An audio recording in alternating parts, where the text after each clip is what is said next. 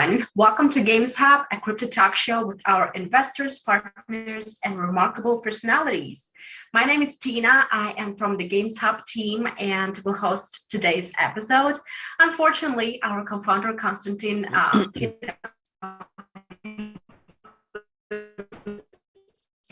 us today.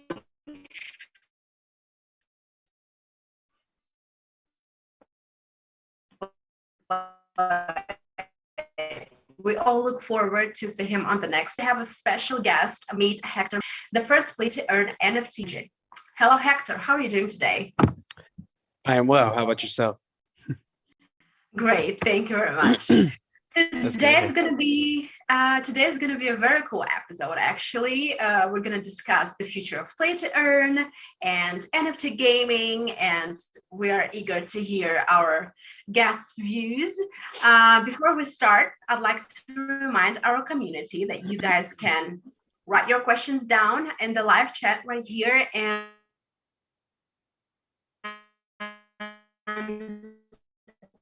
our guests will answer them at the end of the discussion. Introductory, like a smooth entrance into our convo, please tell us about your background. How have you entered the gaming space? Yeah, sounds good. A little bit of my background is I got into the 3D world since I was in high school, I want to say, where I actually did a lot of competitions with 3D modeling and 3D animation and rigging. And then from there, I went to school, college, and got that degree for CGI, basically. I also have background skills in like troubleshooting electrical and mechanical aspects on aircrafts, because most of that experience came from when I used to serve in the Air Force. I used to I troubleshoot a lot of software, and I oversighted over 50 personnels to make sure they're always on task, completing their certifications and making sure that everybody's proficient, effective, and safety, of course. With that experience, I was able to basically kind of transition myself back into the gaming. I mean, for the gaming aspect, I was a gamer since I was a kid. I'm not sure you guys remember, my very first game was Pokemon Red version from Game Boy Color. That was my very first game I ever played. Since then, I got into Devil May Cry 2, I believe.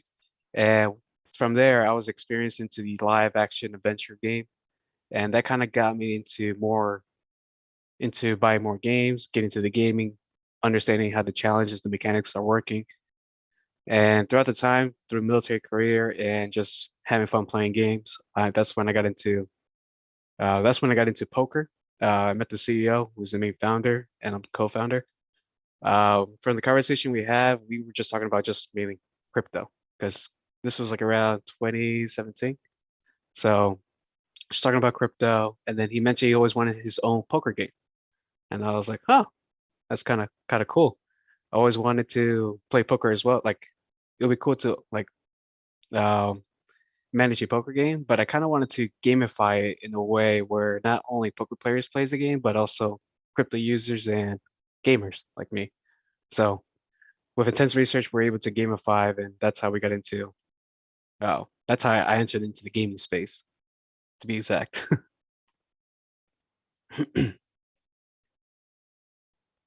You're on mute. That's amazing. I said poker is fun. And as far as I know, our co-founder Constantin is a big gamer as well. So that's fun. Okay. We live in a world where the gaming industry is at the forefront of technological advancements. Roughly 3 billion people are playing video games right now around the world, which is about 4% of the global population, which is crazy. The gaming industry is evolving at an unprecedented speed. What is your vision of the current state of the gaming industry? My vision would be it's going to grow no matter what, because I grew up in an era where people were talking about games were just a waste of time, not fun, do something with your career, you know what I mean? And here we are in 2022, where gaming is actually kind of taking a little bit over I don't want to say all over the world, but it's changing the era of what gaming used to be. Sorry, I just had a cough. But yeah, I believe it's going to grow in a way where not only like in crypto gaming, but also in the gaming itself. Because I mean, there's already a lot of researching and intense projects already started, even with Activision, Budgie. So I'm pretty sure it's going to grow, and can't wait to see what's going to happen. Right. We all are highly excited about this. I also cannot wait. Play to earn games are taking the gaming industry by storm. It's exceptional gaming model that rewards players with NFTs and crypto that could be the in-game token of popular cryptocurrency. What are other advantages of the play to earn model? Other advantage of the play to earn model is, for me, in my the way I see my perspective is we're having gamers being exposed to with a little hint of crypto and the NFT market. From there, I could see that would be a smooth transition into like a with the play to earn model. This would not only expose them with the crypto market, but have them understand how everything works, really, how the power is coming from and everything. Other advantages are basically loyal and the growth of the community. I'm a big person when it comes to being as open and communicate to everybody, even if somebody's like being harsh, because I know Telegram could be very, very harsh, but fully understand their situation, where they're coming from, and talk to them back. Uh, but yeah, loyalty with the community, because your community is the growth of your play to earn model. So that's one of the advantages you got to look into as well, is take as much advantage as possible with your community uh, to deliver the game that they want, in a sense. Oh, but yeah, I feel like I know there's more, especially with the blockchain environment, but that's very more in depth, which goes off this question. Right, that's correct. Community building is huge role. Okay, we see a lot of play to earn games emerging today, but not all of them are able to survive the current rough market conditions. So, what should a play to earn game have to be successful and outperform the competition? In your opinion? For us, what we do is it kind of goes back to question 3, is understand what the community wants. Some of them want certain things that obviously, because we're kind of like a non-gambling platform. So for us, we just have to be very careful on how we market things, because again, we're not gambling. So you have to understand what the community wants and communicate with them some of the situation. Let them understand. Let them feel like they're a number within the the uh, the gaming industry. Uh, and that's why I tell like most of my monitors is make sure when you talk to these uh, everybody, they're all gamers. They all want to be part of poker. So just have them make them feel like they're welcome. Uh, Most importantly for me though is the transparency. Uh, be transparent as much as possible to your community. Make them feel like they're really important, like they're actually part of the crew. And that's what I believe in, because like every comment that I see, every idea that I see, I never judge if it's dumb or not. I just, because some ideas are very good, some ideas may not apply to it, but can apply to something else in the future of the games that we're doing. But yeah, just make them feel welcome and be as transparent to the community, and you'll see the growth from there, because that's how it works. That is correct.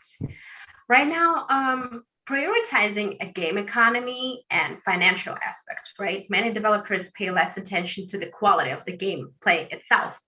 What are other problems that a play to earn niche is facing today? uh, some of the problems that I see is they're not really communicating. And again, it kind of goes back with question 4 and 3. I started to keep bringing it up. But a lot of the situation that I've seen that hasn't been like really good is when there's no communication from the company to the community. Because it is a crypto NFT market, play to earn market. That's how it is. where you need to communicate on a daily basis with your community in a sense where um, because for the play to earn model, in order to advance in a way, yeah, your community has to do it for you too, because they could share it, they could help out, they could expose it more, not just the company itself. Another thing that I've seen that hasn't been much of a success is the transparency part. Um, and that could delay and that could cause the loss of trust because you need to build that trust with the community. So if you lose that trust, it's kind of like it's not looking good for the company. And that's I've seen a lot of issues of that as well. Yeah, perfect set. What can I add? Gamers are so enthusiastic about their favorite games that some spend hundreds of dollars just to get an upgrade on their avatar or access a coveted in-game item that will give them a leg up. Not only gamers, though, but also investors are very optimistic about the future of play-to-earn gaming model. What are your predictions, as to of the future of play-to-earn gaming? My predictions, it's a 50-50. That's our predictions are. The way I wanted to see it is to grow not only exponentially, but to also give the community what they're asking for. For me, we're a poker game, but for somebody else, that's like a live action game, a venture game, to make sure they deliver what the community wants. To understand what you're going for, to give them the challenge, because I'm a gamer as well, like I said. I like challenges when it comes to playing the game. So give them the challenge they need, give them the value of why the game is that important. I feel like all of that will be really, really good for the play to earn NFT gaming. And if they follow that, the gaming industry studios follows that, they understand the community, they're able to deliver, they make them feel like there's some type of value of what's going on. And at the same time, if gaming industry talks to other gaming industry, built like a better metaverse, that will be very, very good. That's what I want to see. That's what I want, where we all come together and just make the best games ever for not just ourselves, but for everybody to have fun because it is a game no matter what. Uh, that's what I want. That's my prediction. Others, I could have others that might say not. Amazing. Okay, I'm pretty sure we're over with the questions, like main questions for for today's interviews. Thank you, Hector, for all the answers. Now, dear community, you guys can write all your questions in the live chat near this video, and we will try to answer them. Now, let me check what we got.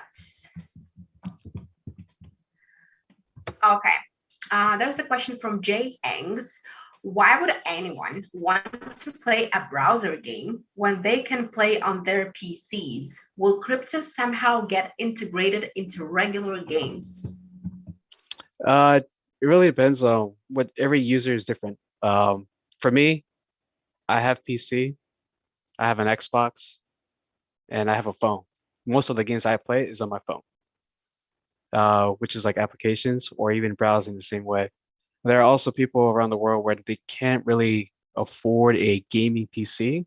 So having the ability, having good internet and a browsing site to play the game is actually kind of pretty useful in that case. But yeah, it really depends on not the demographic, but what the user is looking for, really. Because again, like I said, I have a PC game, I have a video game console, Xbox, I have my phone. So it really depends what you're trying to look for to play the game. So, but I believe that having the browsing game for a lot of people around the world who's not able to get a PC game is a start for them to earn some type of income with the play to earn model and as well have fun as well. Got it. Okay, that's amazing. Makat from YouTube. Do you have a favorite play-to-earn and NFT game besides poker? Did this game inspire you while developing your own products? Yeah. Um, from everybody's standpoint, because everybody knows this game. The very first game I played that were like a play-to-earn model was Axie Infinity.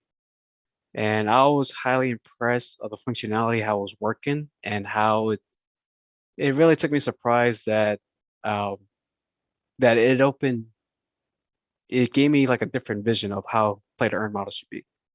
They gamified it in a way because again, I used to play, my very first game is Pokemon. Pokemon Red, Axie Infinity.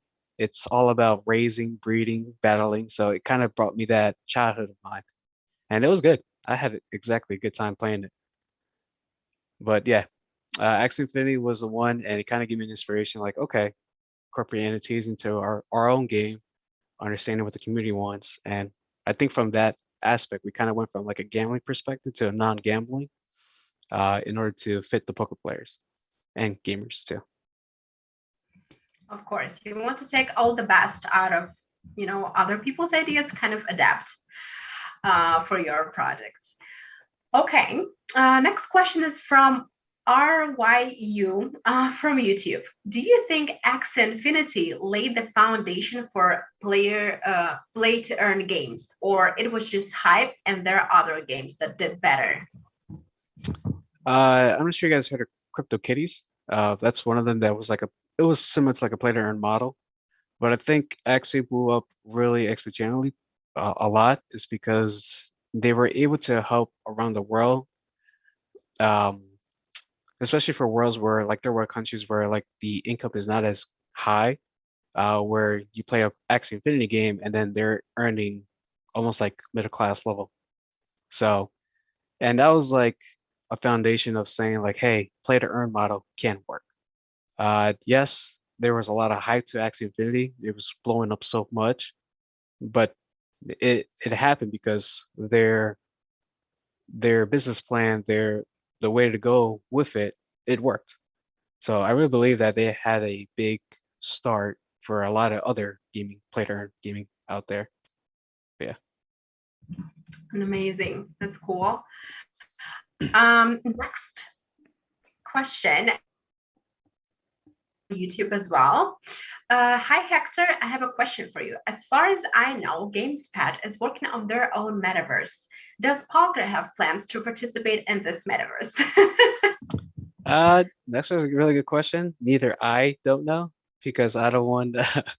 But we do have our managing director that's communicating with you guys on a daily basis. He doesn't give me details because he kind of wants me. He's the person that likes to surprise me, and I like surprises. So if it is, it'll be awesome. We can figure something out. If it's not, there's always ways to we could incorporate things and combine things together. But I like that question. That was pretty good. Sure. Looking forward to it, of course. JJ Okocha from YouTube. What are the main advantages of play to earn games over traditional games besides rewards? I think we already discussed it, but okay, someone's wondering. Sure. Yeah. Some of the advantages of kind of the. All right. Let me see. Best way to talk about it is the play to earn concept. It gives the community a value, some type of value where they could feel like um they could sell it. Like for us, our entities, you could sell it, trade, things like that. So you could get something, some type of cash back. Uh, but there's more value to it because you actually are part of a community, part of a gaming industry. I know we talked about it, but to rephrase it, I think it was in question 4 or 3, where I mentioned where if the community, the play to earn industry, with especially with Telegram, we are very more open and very communicative with the whole community versus like the gaming traditional gaming industry. But little by little, I just want to see the whole everything grows. I want traditional gaming to advance too, like to import the metaverse style as well. That'd be kind of cool. Right, that's correct. Great, nice. Sure, from YouTube. Some people in the industry call play-to-earn games outright scams and Ponzi's. In your opinion, why do these people think that, and what would be your answer for them? Sorry, can you repeat that question? Sure. You're going in and out. Oh, I'm sorry. Some people in the industry call play-to-earn games outright scams and Ponzi's. In your opinion, why do these people think that, and what would be your answer for them? For this one, I have seen situation that happens before. I don't want to say Ponzi, but scams where they just disappear out of nowhere. Really, just do your diligence to like research as much as possible of the company.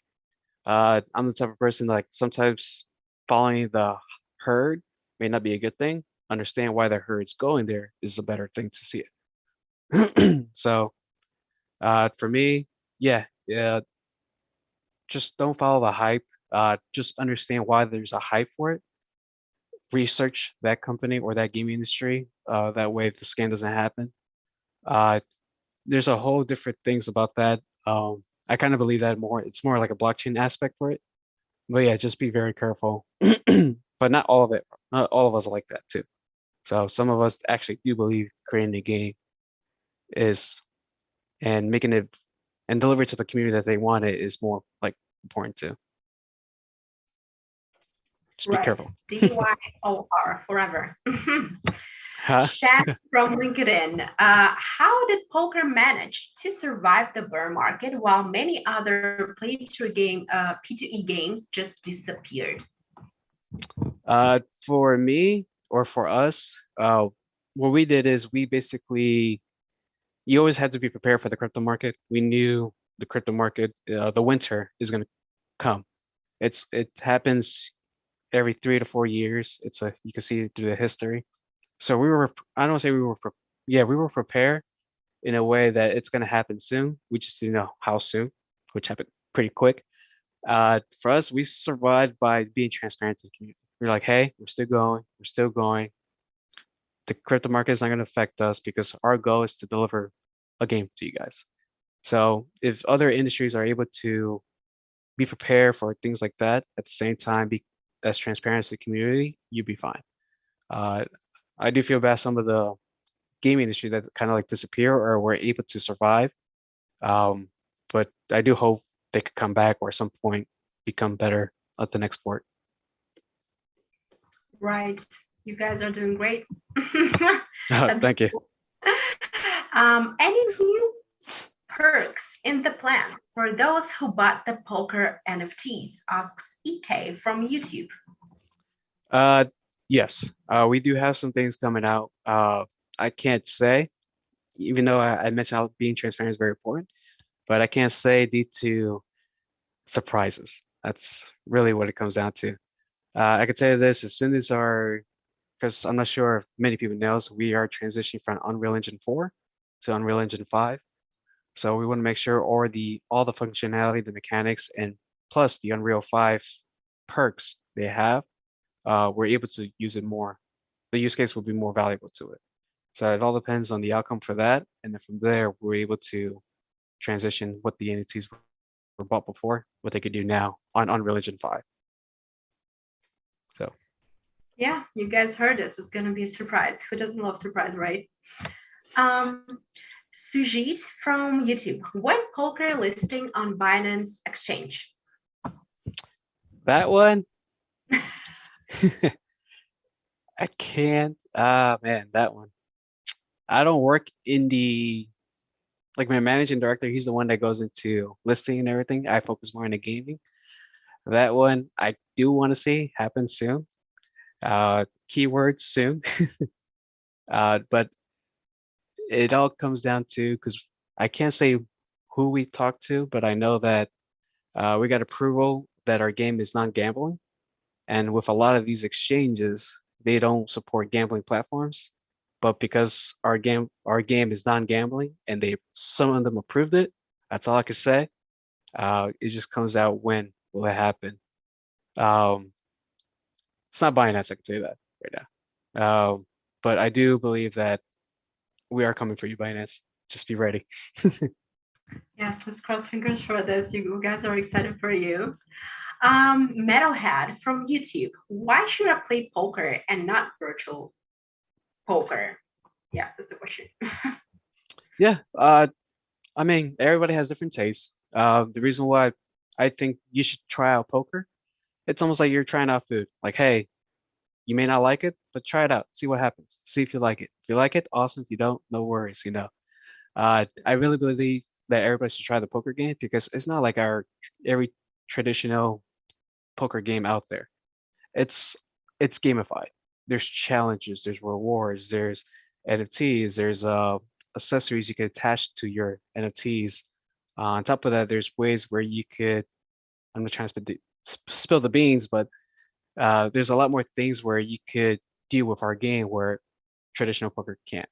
Uh, for poker players, if you're just a standard poker player, it is going to be kind of, I feel like it's going to be a little bit different because, again, our game is very gamified uh, for gamers. And sorry about that. That was all me. All good, amazing. That's very nice. Okay, so I guess our questions are over as well. Thank you, Hector. It was a pleasure to have you today and hear all the useful information from such an expert. I'm sure our community has gained tons of knowledge today. Maybe, I don't know, you have something to plug in, something to announce. Well, actually, somebody told me, the marketing director, they told me not to say this, so I'm going to do it. There is a sneak peek coming out of UE5 and how it works with our game, so stay tuned for that. Uh, I can't tell you when it'll be releasing, but we do have Unreal 5, our poker game working in Unreal 5. There is a map level already where you can see the graphics, how much it changed, how much of a use case it'll be. So stick around for that. Okay, that sounds amazing. Oh, we have one more question coming up. We will be able to stake our NFT. What we will get for? Pavel from YouTube. You will get to stick our NFT. What does that mean? Trying to say. Will we be able to stack our poker NFTs? I guess that's the question. Okay. So yeah. So what we're doing in our with the NFT aspect, we're doing what's called NFT merging. It's still in works, but the purpose of NFT merging is basically for every NFT that you earn, you're able to merge it, and the more you merge, it'll end up being like a hologram. The use case of the NFTs inside the poker game is you'll be able to swap your dealers around. So for example, the NFT that you have, let's just say it's Pluto, and you swap the traditional dealer that's on the table to a Pluto, you'll be able to collect some perks on the table, like the pot. You're able to double XP or triple XP depending on the rarity of your card or NFT card. So there is different use cases inside the game where we're trying to make it max it as much as possible, where it doesn't bend the rule fully. So, yeah. I hope that answers your question, boss. Sorry. Yeah. No, you're doing great. You're doing amazing. To wrap up, thank you everyone for joining GamesHUB today, a crypto talk show with our investors, partners, and remarkable personalities. Listen to us at 3 p.m. UTC on YouTube Live on Thursday. Thank you very much, Hector, for your time. No problem. Thank you for having me, and hello, everybody, and thank you guys for all your questions. Thank you. No problem.